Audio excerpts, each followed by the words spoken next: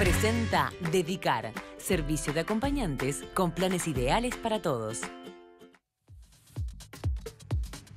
Amigos, seguimos adelante y vamos a recibir a un invitado de inmediato, pero antes quiero compartir con ustedes una muy buena noticia. Tiene que ver con un aniversario. Este año, el lugar más icónico del país celebra su 5º aniversario. Miren. Este 28 de junio los esperamos para disfrutar del coro Giraluna y los Saltimbanquis. El 1 de julio nos preparamos para correr las 5K del MAM a beneficio del colectivo Mujeres de Negro del Uruguay. 5 años del renovado mercado agrícola de Montevideo es nuestro, es tuyo. Vení a celebrarlo. Visita su sitio web www.mam.com.uy para informarte sobre todas las actividades e inscribite a las 5K. MAM, Mercado Agrícola de Montevideo. Un espectáculo para tus sentidos. Allí estaremos. Pero hoy estamos aquí, amigos, dándole la bienvenida al director de la consultora Factum, Eduardo Botinelli, con nosotros. Es un gusto en estos días mirarnos en el espejo, vernos más celestes que nunca, pero a la hora de la realidad, capaz que los números exactos son los que necesitamos. Bienvenido. ¿Qué tal? Buenas tardes, ¿cómo están? ¿Todo bien? Bueno, yo no sé si le parece mucho o poco que el 63 y no el 100% de las personas que viven en el país les interesa el fútbol. Lo cierto es que esto hace 9 años era bastante menos, era del 50%. Sí, en realidad el cambio, o sea, uno de los cambios que podemos ver en eso, que se ve en muchos indicadores, es el cambio que hubo del 2010 en adelante en términos de interés en el fútbol, en términos de la cantidad de gente que opina sobre el técnico de la selección, la cantidad de gente que opina sobre cómo le va a ir a Uruguay en el Mundial. Todo eso tiene un antes y un después cuando comparamos lo que pasaba antes del 2010 de Sudáfrica y lo que pasa posteriormente en los últimos 8 años, ¿no? Sí. Efectivamente, el interés en el fútbol en el año 2009... tenía el 50% de las personas que respondían que le interesaba mucho o bastante el fútbol. Ahora, eso es como que quieras más a tus hijos pues si tienen mejores notas, más o menos, ¿no? Bueno, yo creo que no solamente es un tema de resultado. O sea, que el resultado, digamos, ayudó a que se consolidara otra cosa, ¿no? O sea, como que el tema de la selección tiene que ver ya con una identificación un poco mayor con la selección en el sentido más amplio, no solamente lo que pasa adentro de la cancha, ¿no? Que si no hubiese sido porque Gian erró el penal y el loco la picó y clasificamos a la siguiente fase contra Ghana, todo este proceso que termina firmándose en determinadas posturas no se hubiese dado, ¿no? Pero lo cierto es que sin entrar en especulaciones, digamos, lo que sucedió es que efectivamente Uruguay hace ese mundial, gana la Copa América, se consolida el proceso de Tavares, y eso hace que en realidad esa cuestión que recién decía, o sea, hay más gente opinando sobre el fútbol, que manifiesta mayor interés, pero que además cuando se le hacen preguntas sobre el fútbol opinan más. Antes el nivel de no opinión, cuando preguntábamos sobre el técnico de la selección o sobre cómo le va a ir a Uruguay en el Mundial, el 20%, 20 y algo por ciento de las personas no opinaban. Y eso cambió. Eso ahora estamos hablando de que hay niveles de no opinión de 3, 5, 6%. Pero eso en el entorno del Mundial. Hacia el Mundial, sí. Ahora hacia el Mundial, ¿no? Pero hacia el entorno del Mundial 2002 claro. O hacia el entorno del Mundial 2010, había un 20% de personas que no opinaban. Claro. O sea, es después que hay un interés mucho mayor, por lo menos en términos de opinantes. Después están las cuestiones también cómo ha cambiado la imagen y la aprobación en distintos claro. Elementos que medimos, ¿no? No sé, te lo planteo como pregunta o como hipótesis, pero da la impresión de que más allá de que los resultados fueron muy positivos en algún periodo o en este último periodo, uno puede sentirse identificado con la selección. Uno sabe que ganen o pierdan, no nos van a dejar como en otra época haciendo un papelón. Sí, claro. O haciendo papelones, más allá del resultado incluso. Claro, tiende a haber pocos problemas claro. Post partido después de perder, como ha pasado, perder 4-0 con Brasil en el estadio y no pasó nada, digamos, ¿no? Que es verdad. Todavía tenemos el récord de tener el jugador expulsado más rápido en un mundial. Bueno, eso era reflejo Batista. Eso era, digamos, entre una campaña del exterior, digamos, no de un estereotipo del uruguayo, pero también alimentado desde la propia pero fíjate selección. que en esa oportunidad Valdano, el ex jugador de Argentina, Real Madrid, en ese momento dijo, me duele Uruguay, me da asco ver a Uruguay. Y ahora está diciendo ditirambos, elogios de todo tipo, ¿no? De esta selección. Claro, porque lo que uno ve, digamos, es que efectivamente cambió lo que pasa dentro de la cancha, cambiaron los resultados, pero sobre todo, y ahí creo que también hay otro elemento que es clave en esto. Lo que más cambió entre el 2009 y ahora es el interés en el fútbol y en el apoyo de las mujeres. Claro. Mucho más fuerte que el de los hombres. Los hombres tienden, o sea, tradicionalmente están más cercanos al interés en el fútbol, más cercanos a opinar sobre la selección. Del 2010 ahora aparece más universalizado ese interés y más universalizado el nivel de quienes opinan también, más homogéneo en términos de sexo, ¿no? Claro, quizás razonando por el absurdo, lo que debería haberle llamado a ustedes la atención, pregunto, es que hace 9 o 10 años el 50% de los encuestados decían que no les interesaba el fútbol. Sí. Es una cifra altísima. Claro, es una cifra que no va con la percepción, digamos, del país futbolero. El país futbolero, está bien, es un nivel importante. Y lo otro que es interesante es que más o menos el interés en la política y el interés en el fútbol es similar. Es lo que te iba a plantear. ¿No? También tenemos la idea, no, es un pueblo muy interesado en la política. Sí. Bueno, las encuestas no dicen eso. No. Es verdad que el interés en la política no hace el mismo, recorrido que el del fútbol, ¿no? El interés en la política ha variado en términos negativos, porque hay un menor interés, aunque no en niveles como también se plantea del otro lado, de que ahora a nadie le interesa la política, ¿no? Pero los niveles son similares.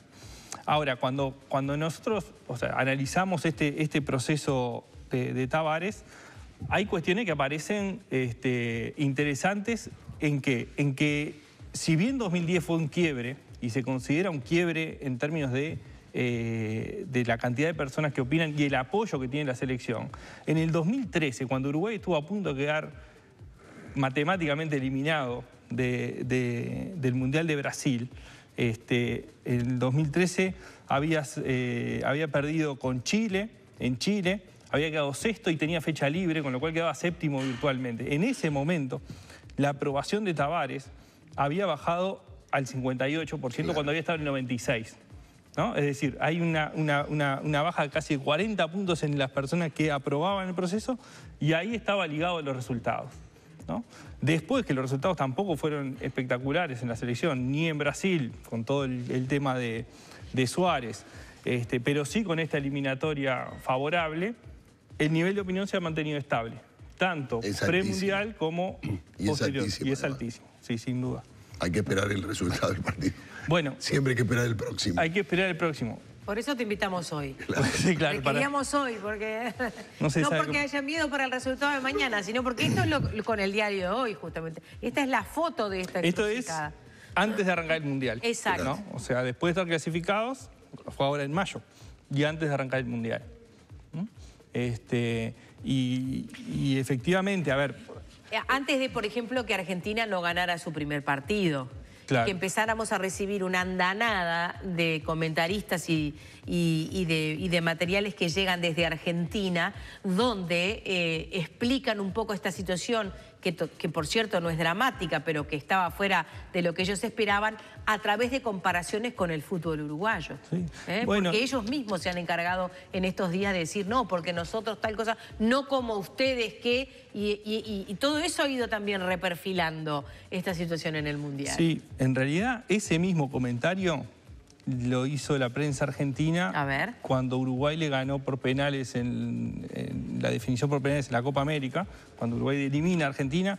Ahí empezó fuerte el discurso de comparación del proceso de Argentina con el proceso, o el desproceso de Argentina y el proceso de Uruguay, ¿no? Es decir, cómo había caminos distintos, cómo Argentina había tenido un proceso de selecciones juveniles que llevó adelante Peckerman durante muchos años, que bueno, nos ganaron la final del Mundial Sub-20, pero había un proceso que se cortó y lo que siempre fue cambiando fue el técnico de la selección argentina. O sea, eso es una comparación, digamos, que viene siendo bastante recurrente en la medida que Argentina sigue sin conseguir triunfos. Ayer yo veía que Bonadeo, por ejemplo, un hombre que tiene desde años pantalla en deporte y capaz que no específicamente en fútbol, decía, uno se admira pero sabe que después de un Lugano venía un Godín y que después de un Godín viene un Josema, tiró él, no sé si es su planteo o es un planteo que está generalizado, pero hay una línea en solución de continuidad, hay un saber a qué juega Uruguay o en todo caso hay una manera de hacer a la uruguaya, hablando de que ellos la habían perdido, que de alguna manera había habido irrupciones en lo que podían haber sido sus propios procesos. A nosotros el espejo de Argentina es un espejo en el que siempre nos interesa estar. Tenemos una relación complicada con la Argentina. Sí. Ni qué decir todos los memes que han circulado sobre la situación que está viviendo Chile en este momento, que han sacado a luz una extrema crueldad por parte de quienes están manejando esos temas en redes. Sí.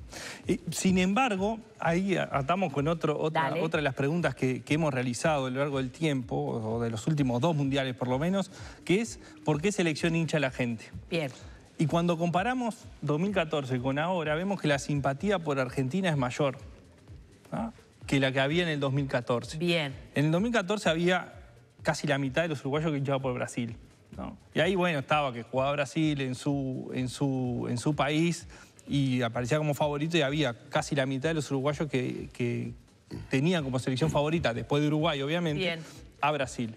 Hoy es 34 Brasil, 22 Argentina. Es decir, la preferencia por Argentina aumentó 10 puntos. ¿Y cuánto pesa un Suárez Messi con pinches en Barcelona? ¿Cuánto pesa un Messi que viene a casarse a Argentina y vamos desde acá a hacer coberturas de su boda?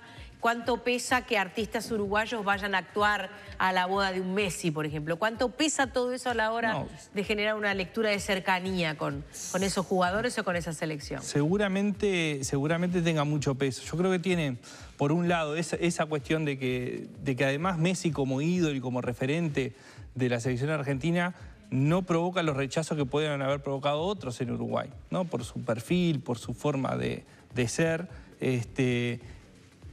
que quizás sin Neymar los provoque. Sí, ¿no? hasta el día de hoy, ¿no? Claro, ¿no? Entonces, ahí puede haber una cuestión de acercamiento. También está lo que decía antes, que, digamos, Brasil era como algo que podía despertar más simpatías, quizás con el sentimiento de culpa del 50, digamos, decir, bueno, que esta vez lo gane Brasil, ¿no? O sea, si no lo gana Uruguay, que lo gane Brasil. Pero a ver, estos son todo cuestiones que tienen que ver un poco con quiénes son los referentes, que tienen que ver un poco con la cercanía. Lo cierto es que más o menos el 70%, 60% de los uruguayos que no hinchan por Uruguay, perdón, sin contar Uruguay, se dividen entre Brasil y Argentina. ¿Qué pasa con el batacazo de México? Bueno, eso hay que verlo. En realidad, hay que verlo, ¿no?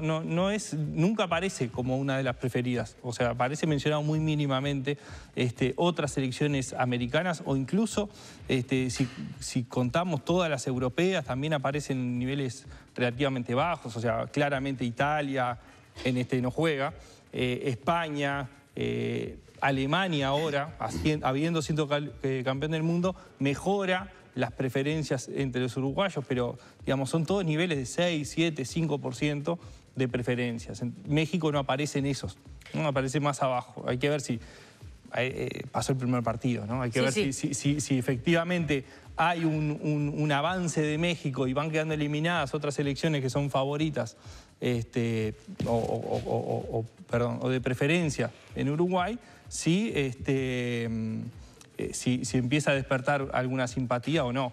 Botinelli, ¿cómo hicieron este trabajo de investigación? Bueno, nosotros en realidad estas son preguntas que hacemos en forma más o menos recurrente, y sobre todo cuando se acercan determinadas instancias, tenemos una serie de preguntas. Bueno, una es si aprueban o desaprueban al técnico de la selección, que esa es bastante recurrente. Después preguntamos, bueno, después de Uruguay, ¿por cuál selección va a hinchar? ¿A cuál prefiere en el Mundial? ¿Es el próximo al Mundial? Después hay otra pregunta que hacíamos, que era ¿hasta dónde llega Uruguay en el Mundial? Que ahí también hay algo interesante de cómo ha ido cambiando. Si nosotros comparamos 2002 con 2010, que son los dos mundiales, Uruguay en 2006 no jugó, el optimismo de la gente era mayor hacia el 2002 que hacia el 2010. El 28% de las personas en el 2010 pensaban que Uruguay pasaba de fase, pero quedaba eliminado en esa. Y el 17% pensaba que quedaba eliminado en la primera fase. Eso quiere decir que el 45% consideraba que Uruguay quedaba entre los 16 mejores. Pasaba de fase, pero no más que eso. Cuando miramos en el Mundial del 2002, ese porcentaje, la suma de que no pasa la serie o llega a octavos de final, sumaban 35%. Es decir, había una diferencia de 10 puntos de personas que consideraban que quedaba eliminado o en la fase o en la siguiente instancia. Cuando vamos a 2014, ese porcentaje, esa suma pasa de 45 a 16 y para este Mundial a 10. Es decir, solo el 2% cree que Uruguay queda eliminado en la fase, ¿no? Entonces, arrancó en un momento, 2010, más pesimista que en el 2002. Pero ahora estamos siendo mucho más optimistas en cómo... Nos pasamos para el otro lado. Bueno, hay que ver. Tampoco es digamos, que la mitad considere que Uruguay sea el campeón del mundo, ¿no? Claro. Eso es 17%, es decir, está un poco más alto que otras instancias, pero nada totalmente descabellado, si se quiere. A mí me parece que hablar de fútbol es una manera de abordar el tema y está clarísimo que hablar de la celeste es otra, ¿no? Y en esa variable justamente influyen esos elementos que tú mencionabas, de mujeres que se han ido acercando. Gerardo decía más temprano, somos el país de la región que viene último en ese cambio, pero que se ha dado de una manera contundente. Hoy el propio maestro Tavares lo consignaba cuando hablaba en la conferencia de prensa del auge con el que nuestro país está mirando esta selección, hablaba de los monumentos, hablaba de las cebras, hablaba de los niños en las escuelas viendo los partidos, mencionaba no sé qué persona de 80 años, como diciendo que nunca en todos sus 80 años había tenido cercanía con el fútbol y que eso era un fenómeno que había generado justamente esta selección, ¿verdad? Sí. Y hemos asistido también a una presencia mediática en tandas a nivel de los medios de comunicación de muchos de estos jugadores. Sí. Porque Godín, por ejemplo, está en uno de los auspiciantes del Mundial, en una serie de piezas publicitarias metidas muy en la vida cotidiana, en meterse en la habitación de una persona cuando se está yendo a dormir, en alguien que se escapa para tener una parte en medio del trabajo. O sea, hay como una presencia de los jugadores como muy en la vida cotidiana de la gente. Sí. Y está ese otro aviso que tanto regocijo nos ha dado de las niñas que se llaman Celeste, porque a raíz de la gestión de la Celeste, bueno, padres, madres o tíos o padrinos empezaron a jugar esas cartas en el registro civil.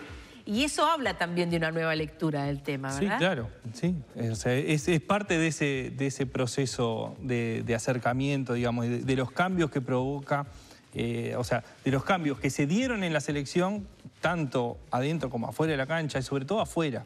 Es decir, las formas de comunicarse, las formas de actuar dentro y afuera de la cancha, tanto de los jugadores como del cuerpo técnico y de Tavares a la cabeza, son elementos que notoriamente acercaron a la gente. Notoriamente se siente una cercanía distinta de la población en términos de opiniones, en términos, bueno, de concurrencia. O sea, a ver, antes nos tocaba ir o ver el estadio en las eliminatorias con el estadio no vacío, pero a medio llenar, ¿no? Y en esta última Uruguay fue récord en ventas de entradas en toda la eliminatoria, jugando como local.